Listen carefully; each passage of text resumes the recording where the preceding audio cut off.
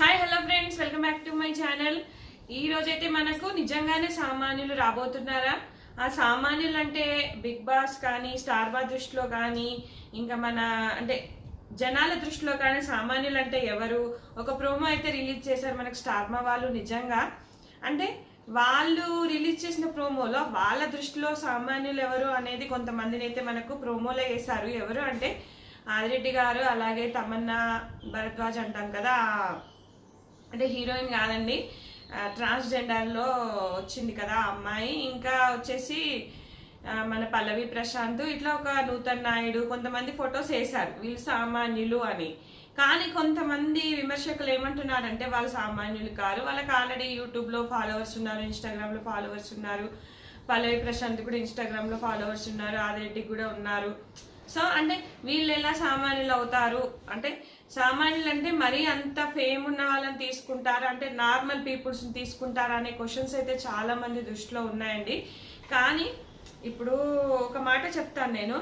First నుంచి ఇప్పటి వరకు సీజన్స్లలో కొంతమంది సోషల్ మీడియా ఇన్ఫ్లుయెన్సర్స్ వచ్చారు, యూట్యూబ్ రివ్యూర్స్ వచ్చారు, యూట్యూబ్ చేసే వాళ్ళు, అలాగే చిన్న చిన్నగా అంటే ప్రోగ్రామ్స్లో, ఇప్పుడు చిన్న చిన్న ప్రోగ్రామ్స్ జబర్దస్త్, ఇట్లా టీవీ షోస్ ఉంటాయి కదా, ఆ షోస్లో పాల్గొన్న వాళ్ళు కొంతమంది వచ్చారు, సీరియల్ ఆర్టిస్ట్, ఇట్లా చాలా మంది వచ్చారు. కానీ అందరికైతే తెలియదండి. ఇప్పుడు సపోజ్ నేను ఒక మాట చెప్తాను. ఆదిరెడ్డి సామాన్యుని కేటగిరీలో తీసుకున్నారు, కానీ యూట్యూబ్ బిగ్ బాస్ చూసే వాళ్ళకి మాత్రమే ఆదిరెడ్డి తెలుసు, ఇంకా మామూలు జనాలకు తెలీదు. ఇప్పుడు సీరియల్స్లలో సినిమాలలో చేసే వాళ్ళే చాలా మందికి తెలిసిన వాళ్ళు ఉంటారు.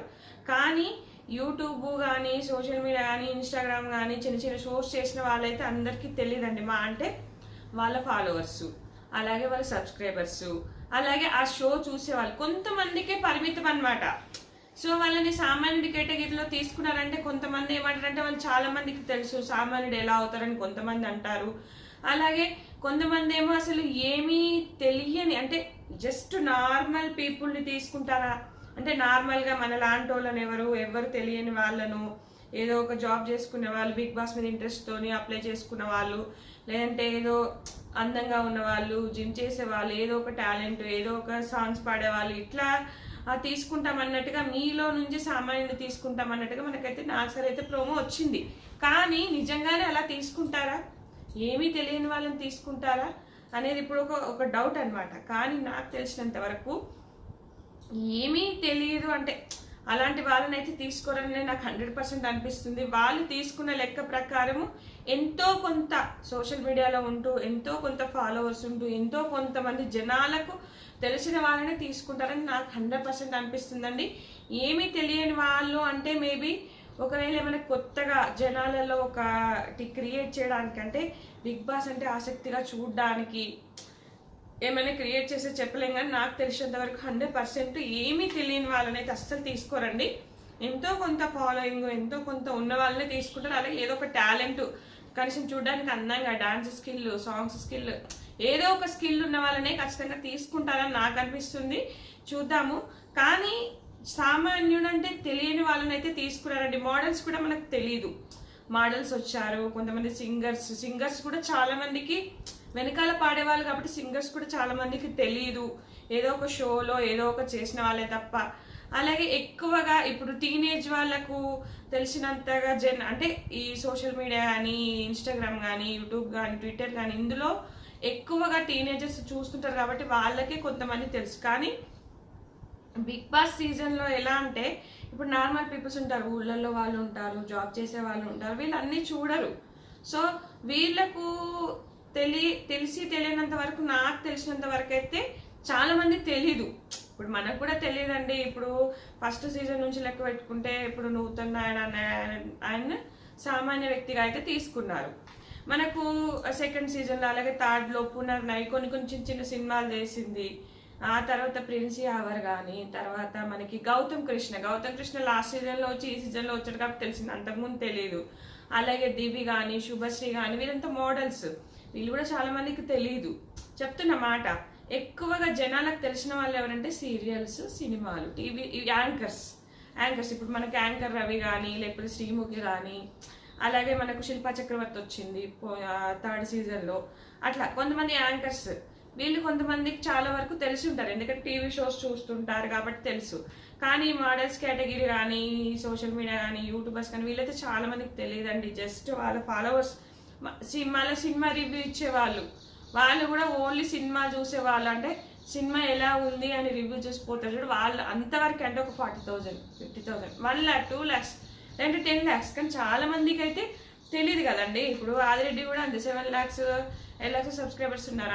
ఆయన గురించి తెలుసు, అంటే అంతవరకే తెలుసు.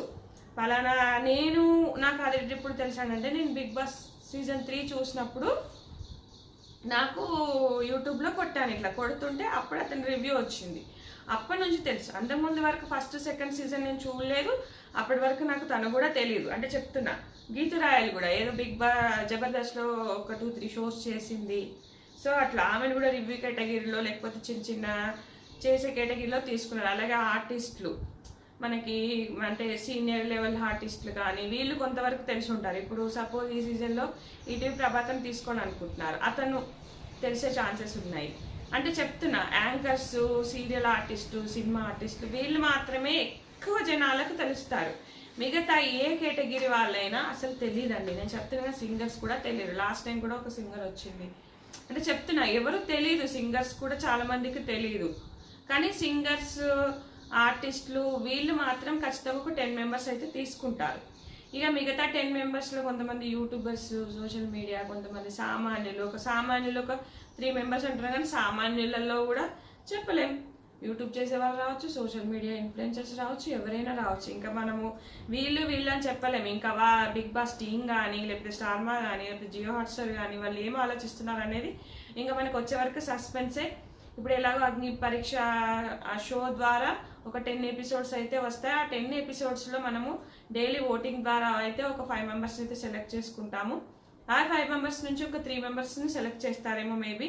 ఇంకా ముందు మనం చూస్తూ ఉండి ఇంకా మనము వీడియోస్ చేసుకుంటా పోవచ్చు. ఇంకా ఎట్లా ఉంటుంది, ఏమవుతుంది, ఇంకా ముందు ఇంకా నేను చాలా అప్డేట్స్ అయితే వస్తాను. ఎందుకంటే ఇంకా ముందు చాలా కొత్తగా అంటే బిగ్ బాస్ షో మీద ఒక క్యూరియాసిటీ ఒకటి క్రియేట్ చేయబోతున్నాను అనిపిస్తుంది. ఈసారి ఖచ్చితంగా సక్సెస్ అవుతుంది అనిపిస్తుంది.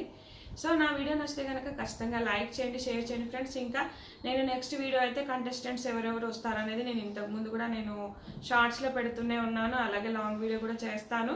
సో ఇప్పటి వరకు అయితే కన్ఫర్మ్డ్ కంటెస్టెంట్స్ ఎవరు అంటే మనకి ఇమాన్యుయల్ అండి, ఇమాన్యుయల్. ఇంకా ఇంకొకరు వచ్చేసి మనకు ఒక్క నిమిషం, ఇంకో నేమ్ వచ్చేసి ఇమాన్యుయల్ అండి, కండర్పా అండి. అది నేత్ర కండర్పానో శుభ్ కండర్పానో ఏదో పేరు అండి. నేను ఫొటోస్ వేస్తాను ఎడిటింగ్లో, అవి చూడండి. సో ఇద్దరైతే కన్ఫర్మ్ అయ్యారండి లిస్ట్. సో ఇంకా ఎవరెవరు రాబోతున్నారో నెక్స్ట్ వీడియో చేస్తూనే ఉంటాను.